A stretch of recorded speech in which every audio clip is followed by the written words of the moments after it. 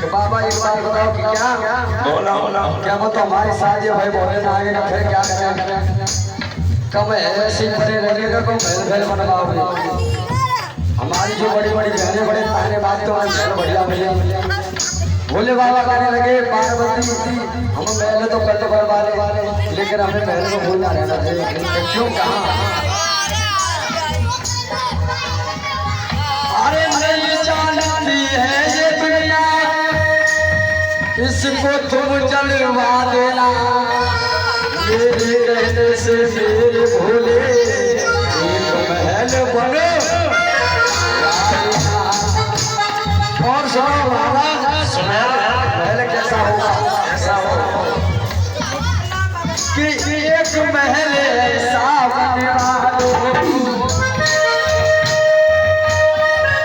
अरे एक महल ऐसा बनवा दो जिसने लगा वो हार गया कहने लगी महल ऐसा हो हर एक कहना होना चाहिए अरे